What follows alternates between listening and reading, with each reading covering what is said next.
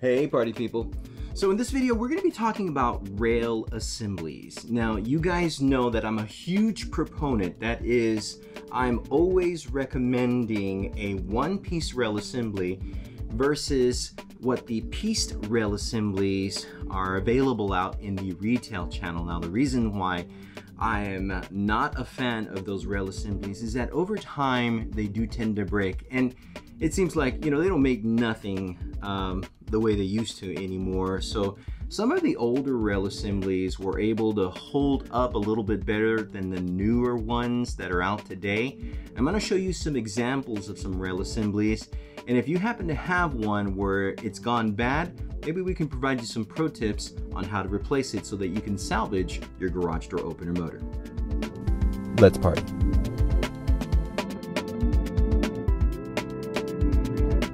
Now our first example that we have here happens to be from Chamberlain or LiftMaster, even the Craftsman product. In fact, this is the old four-piece, I've got four pieces, 1, 2, 3, 4, four-piece rail assembly from Chamberlain. This thing is pretty darn sturdy. In fact, when they were making this four-piece system, I thought it was one of the better ones. It is very sturdy, it's very strong. It resembles that of the T-rail assembly that you can get in the one-piece rail through LiftMaster. But as you can tell, these connecting pieces right here, these connecting pieces are what keeps the actual rail assembly together. So keeping in mind that when you're looking at a rail assembly like this, some of the things that could go bad would be the trolley carriage. The trolley carriage in itself is one of those pieces that from time to time does need to be replaced if it grinds out. Outside of that, you would be looking at the belt rail assembly that needs to be replaced. And sometimes the inner trolley, that's this right here, sometimes that goes bad. Oh, get in focus, can't get in focus. Anyways, you want to keep in mind that that can go bad from time to time, so you'll need to have that replaced. But one of the best solutions when it comes to these rail assemblies is simply going with a one-piece rail assembly that LiftMaster provides. It's virtually the same style. You will use the same header mount. You'll be able to tack it on and use the same screws to the motor, and thus you should be able to interchange or swap out this old rail assembly for one of the new ones. Now here we have an example of one of the Genie rail assemblies. This happens to be a Genie screw rail assembly, and these are the ones that were provided obviously in the retail products. This is also a 1, 2, 3. Oh, this is actually a three-piece rail assembly. And so much like the LiftMaster, again, you have this connecting piece right here that was going to put these two or three rail pieces together. This one was very similar to the product that Genie had come out with a few years ago. Their 7600 series, their 8600 model motors. That motor was resilient. It's probably one of my most famous, or favorite, I should say, Genie motors. And this particular motor was good like that. But in some cases, there's a little interlocking piece, and sometimes that interlocking piece would come out, come off, break off, and well, you could easily replace that. Some dealers, I tend to find that some dealers got a little crafty, and what they would do is that's a small piece, but because it's so time consuming, having to take down the motor, having to disassemble this rail assembly, having to pull that small little part onto this rail, they would just prefer to replace the entire rail assembly. So then again, I mean, I don't think that that's a bad thing, but yet that small little part and can easily fix something like this. So in most cases, these rail assemblies, they were pretty sturdy, like I said, and yet they still had their defects. And in most cases, if you didn't want to repair that little piece, well, replacing the rail assembly was the next best thing. Now here's an example of the updated version of that screw drive rail assembly from Genie. And as you can tell, this is a much more bulkier, much more beefier rail assembly because it uses the C-channel style rail assembly, and they use these interlocking pieces right here to be able to lock in the three-piece rail to each other. Now, it's pretty strong, but One of the things that I notice about this rail assembly when I see it installed in some customers is that this interlocking piece, for some reason, doesn't provide enough rigidity, enough strength to the rail. And I see these rails bend from these joints, from these points. And that's a worry for me, mainly because when I see any type of bending or bowing effect to the rail assembly, that's usually an indication that it has a little bit more wear and tear than normal. Now that could be due to the positioning of the motor, it could be due to the weight of the door. Nevertheless, these rail assemblies just don't hold up that much. Not that it's a bad design, I just don't think they're strong enough, or I don't think this interlocking piece is strong enough for those rails to hold up the test of time. So I almost always offer a one-piece rail assembly for a screw drive motor in this style, but trust me, that one-piece rail assembly, even though it looks a little bit thinner, a little bit more skimpier, it's not. It's a much better design, and it's a much better build. Now, one more thing that I wanted to highlight in this garage door opener motor is the inner gear rack, or the inner gear trolley. Now, why that's important is because you can tell a little bit on this inner gear rack, there's a little bit of wear and tear right here. And I have had, in several occasions, this inner gear rack go bad. For some reason, the plastic in this inner gear rack has some sort of like soft spot or some sort of weakness to where this groove starts to wear, and the inner gear carriage, or I should say the inner gear rack, doesn't connect to the trolley carriage because it slips out from here.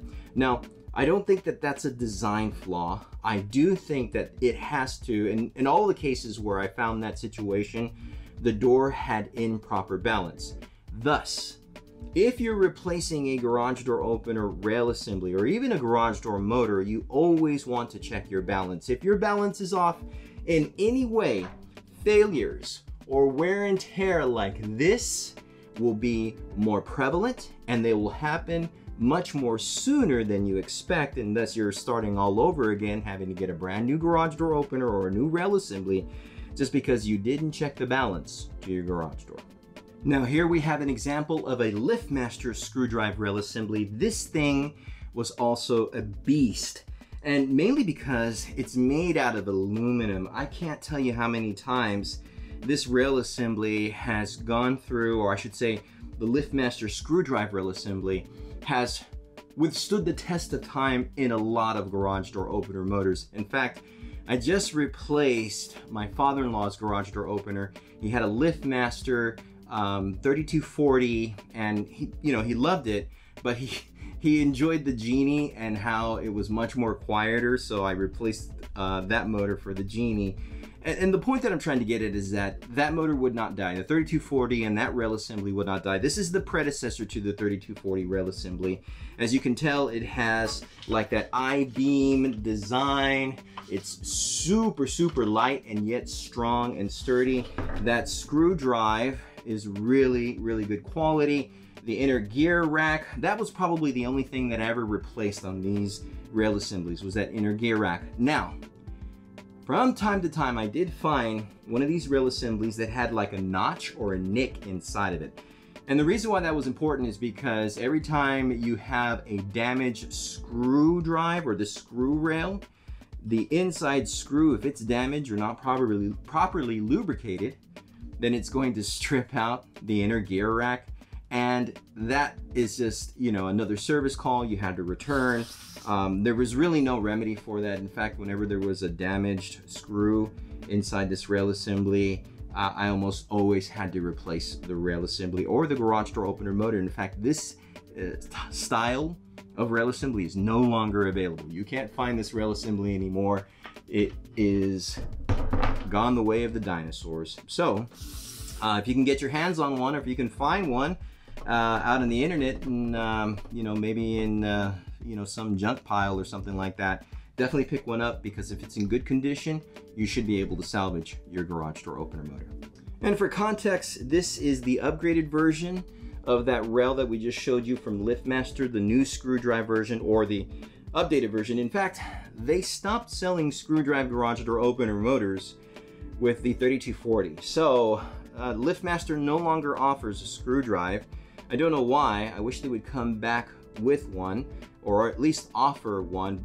There might be a few AC motors out over in different areas, but because I'm in California, all the motors have to be DC. I don't know if the DC screw drive motors are any good. I prefer them in the AC version. Nevertheless, this is the style. You can tell this is a lot more boxy, a lot more heavier, but this is pure metal. They didn't go aluminum here at all. The inner gear rack would also go bad in this particular rail assembly, but outside of that, rarely would I replace these. Rarely. They did have a better design in this particular rail assembly, but once your motor went bad, well, that was it. You had to replace your motor, and well, you couldn't get a screw drive anymore. Now you had to either go with a chain or a belt drive. So again, if you're able to find one of these rails, perhaps in the internet or at some junk pile, then maybe you can salvage your garage door opener. And last but not least, this is the Chamberlain retail rail assembly. It is a 5-piece, 1, 2, 3, 4, 5. Wow, I'm really getting tired of counting these and moving these rail assemblies. My hands are getting all dirty, if you can tell. Anyways, the reason why it's important to mention this rail assembly is because this is the box version type rail assembly. This is the retail rail assembly that you're going to find even still today, that you have to assemble, that is meticulously and monotonously so time consuming to assemble. But you see those inner locking pieces right there? Well, those are good to go. Those don't usually come out. Unlike the Genie product, when Genie slides these pieces in, they don't stay locked. So I prefer much more this design on the retail side as opposed to the Genie rail. But again, this is for the screw drive, very similar to the belt drive. It just has one defining difference. And that defining difference is basically the pulley where the chain or the belt goes through. So this happens to be for the chain. And so you can see right there, this is a very small pulley. It's not too defined. Let me see if I can get a better shot of it right there for the top view. There we go. That pulley right there is mainly for the chain drive motors, and the belt drive motor is going to be much more wider.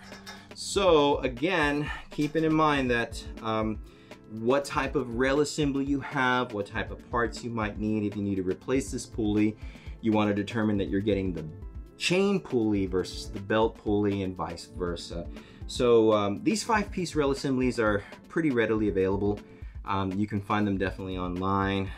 They're not the greatest.